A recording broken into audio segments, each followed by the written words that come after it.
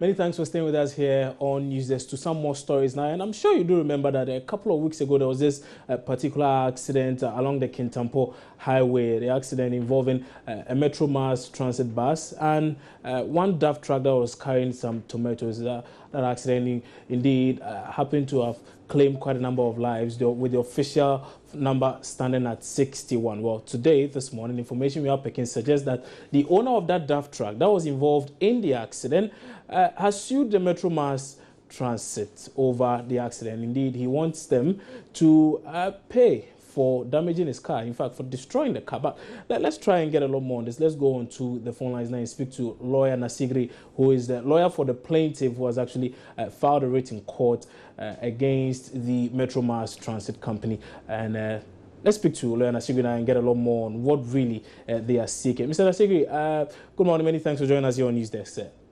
Good morning to you and your listeners. Right. So let me find out from you in the first place. I mean, why are you suing the Metro Mass? It's a normalcy that when there's a random action, you sue, as a group person, you sue the other party against whom might have destroyed or caused the damage to you. In that respect, the driver of the other vehicle, you sue. And then vicariously, the fact is that the vehicle was owned by an institution, a company, Metro Mass. So that is why we are still Metro Mass. So then the driver died, so we are still Metro Mass as the owner or the owners of those fleet of vehicles. So I just want to find out something. You are suing Metro Mass for what? Destroying your car or what? Oh yes, general damages, yes. Special damages because the cost of the vehicle is 200,000 Ghana cedi. We had even paid 150, leaving a balance of 50,000. You have to pay. Then we'll fix the vehicle to our taste, more than 100,000 Ghana cedi. And then the vehicles give an income, weekly income of 9,500 Ghana cedi. So we'll put all together and ask simply. Lawyer Nasigri, let me ask this. I mean, one would say, this was an accident. It wasn't like it was planned. And rather than looking at having a human face to this issue, because this accident claimed more than 61 lives. I mean, most of whom were people who were in this Metro Mass bus. So, for nothing at all, why don't you just let it go? Why then do you need to make a big fuss out of this? I mean, even lives have been lost. So, I mean, what is money? I would say. I'm not suing those who lost their lives. I'm suing Metro Mass for the negligent driving of the late driver. And look, if you bear to care about the circumstance that led to the accident, the driver had knocked and killed 3 cows. That notwithstanding, he never stopped. He continued and sped on. So he was just behind a petrol tanker. The speed was too much. It was careless driving, negligent driving. The speed was so much. I'm so he envisaged that if he hit the tanker, the consequence might be greater. So he gets to the lane of the incoming vehicle. That happens to be that of my client. And bam, the destruction continued. The driver died. Another driver may die. And so our car destroyed. So Metro is reimbursed. That is a normal thing. There's no human face to it. If I talk about human face, so do you also lose? Is that a position? When we took loans from the bank to purchase it, who should pay it? It's Metro Mass. And don't forget this. They envisage all this into their planning. To the extent that when there are accidents, they pay. So it's a normal thing. It's not strange. This is not novelty. It's a normal thing that happens every day. Okay. It's rather when I don't sue, then possibly that becomes a novelty. Right. Let me find out from you what the exact reliefs you are seeking are and when you are due for court. So we filed our writ against Metro Mass. That was last week Friday, on the 4th of March. So we're waiting for them to file our appearance and possibly their defense. But if there's a need for us to sit down, we'll start to move on. So, first, as for general damages, and the special damages, what I'm talking of, I said the recovery of 313,000 Ghana cedis. And the interest of that amount from the 17th day of February 2014, when the accident occurred. Right. And then the weekly income, 9,500. Till the day of final payment. Because we're getting income of 9,500. We have not even finished paying the debt of the vehicle. And then the interest on that amount. That's what I'm asking for. And possibly the cost and legal fees of the lawyer. Okay. And that release the court by determine. Right.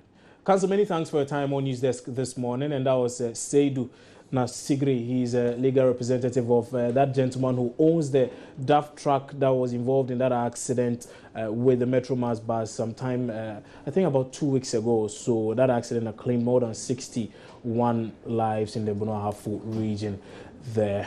But we'll see how it goes. They said they filed the case in court and they are waiting for a defense from the Metro Mass Transit. We'll be following this issue keenly and we'll bring you a lot more subsequently. But away from that now, and women in Sirigu, a town in the Upper East region, once known for the killing of disabled children, branded as spirit children, are causing change with local pottery and sculpture. The venture is creating jobs for the women and putting the town on the global map. Join us, Justice Beidou brings us a report of how the women are building a new image for the town.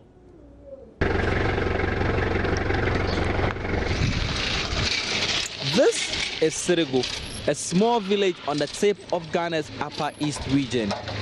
Desperately poor, it feels like a place left to its fate. Once upon a time, children born here disabled were branded as spirit children and killed. One of the reasons why such atrocities go on in places like this is because of poverty and ignorance. But it is here that a group of women with creativity are making change. Hello. You're welcome to Swopa. Thank you. Most women were not doing anything. They were all back in the house. They were not doing anything. For the start she started, they didn't know that there was anything which will help them. But finally, when they got to know that there was improvement in the place, they all started coming. And now we have about 200 people, and then they can make anything that they want and then bring it, and then whatever they get, they use in paying their children's school fees.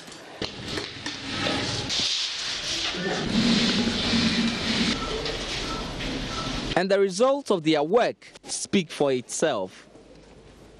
This is feminist power at its best, healing old wounds with such beautiful art. I'm obviously bad at doing this today, but the women here in Sirigu mastered this with so much flair. It takes a lot of hard work and tact. Over 200 of them work here as pot makers. It's a venture that is not only giving them a source of livelihood, but also putting this small town on the global map.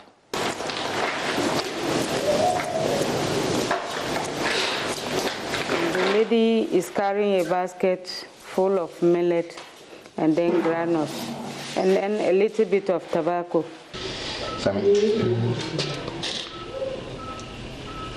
I put on fire, so it was not easy. 81-year-old Melanie Kasise began Swopa when she retired from Ghana Civil Service 20 years ago. In our culture, women have no property of their own. They have no farm. They have nothing that they can call their own except their handmade. Sirigu has gained international fame because we have people coming from any country in the world, and they have come to visit Swopa once or another time. Sirigu's story is changing, and thanks to the work of groups like Swopa, the dark days in this town would be gone forever, hopefully. For Joy News, my name is Justice Beidou, Sirigu.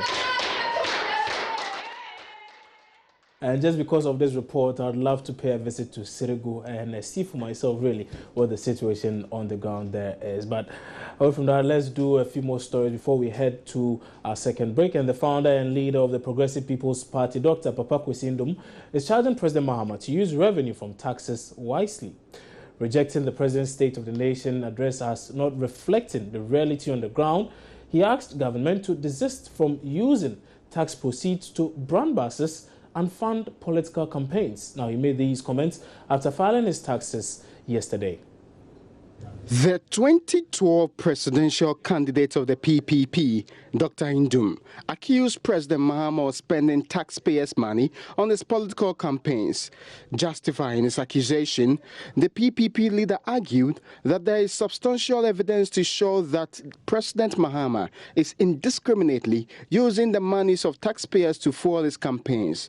President Mahama has been accused of excessive expenditure in public campaigns, with the recent one being the controversial bars rebranding scandal, which amounted to some 3.6 million Ghana cedis.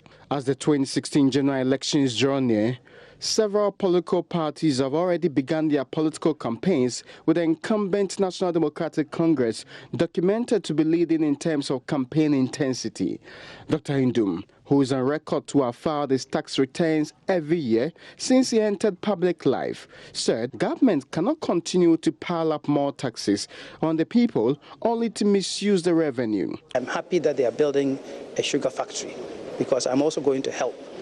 But I'm not happy that a factory has been built, they are employing people, but there is no sugar cane that has been planted. So what are we going to do? Are we going to import sugarcane or raw material? When outboard motors are distributed with my tax money, and there are photographs of John Dramani Mahama on the outboard motors, that's my tax money. I pay tax.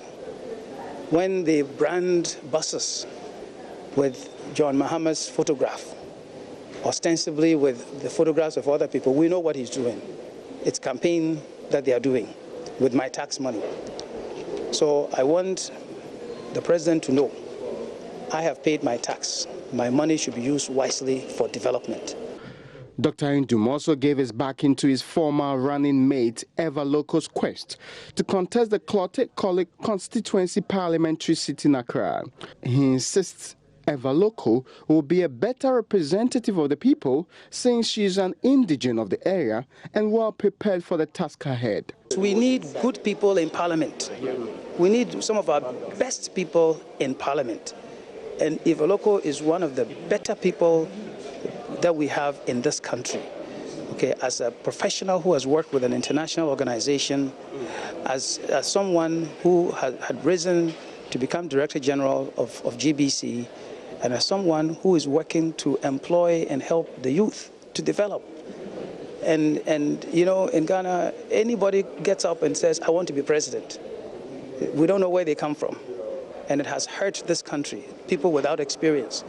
And so we have asked our people, especially in the PPP, that yes, you have good qualifications, but stay on the ground and become grounded.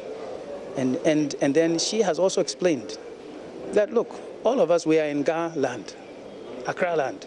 There are Ga people here. We walk over Ga people, okay? All of you included. We walk over Ga people. Who's going to provide leadership for Gadangwes in Ga land? Who?